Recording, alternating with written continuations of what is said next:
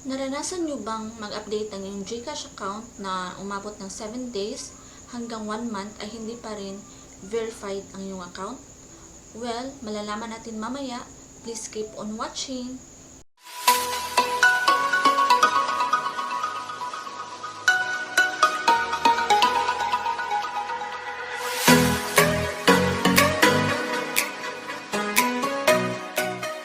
Hello guys! Welcome back to my YouTube channel. So for today's video, ang i-share ko po sa inyo ay about sa aking GCash account na after ko na update ay meron po akong na-receive na we are verifying your account. You will receive a message within 7 days when your account has been fully verified. Ayan, nagtaka ako kasi umabot na siya ng 7 days tapos hanggang ilang days pa yun, parang almost 2 weeks yata. So, nagtaka ako kasi, ayan, hindi pa rin siya fully verified. Naka-basic pa rin siya. At isa din po sa akin na-receive ang sabi, your account has been downgraded to basic due to non-compliance to BSP's policy for regular account updates. Rest assured, your funds are secure. To regain full access, kindly verify your account in profile.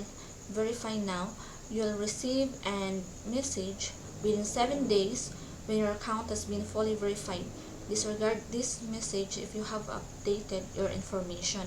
O ayan, yung nag-check ako ulit, mga ilang days na ba yun, mga almost 2 weeks, tapos may nabasa din po ako na yung sa kanila daw ay umabot ng 1 month.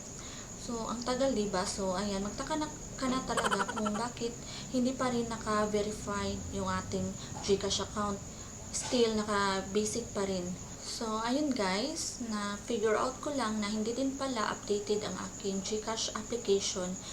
So, ayan, dapat natin i-check para wala po tayong kunting problema in the future. So, ayun guys, pumunta po ako sa aking app store or kung sa mga Android phone, pwede nyong i-search doon sa inyong Play Store.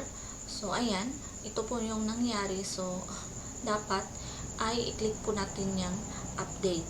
Ayan. After ko na-update guys, yung aking GCash application ay ito po yung result ng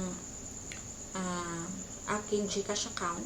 So, na fully verified na po siya guys.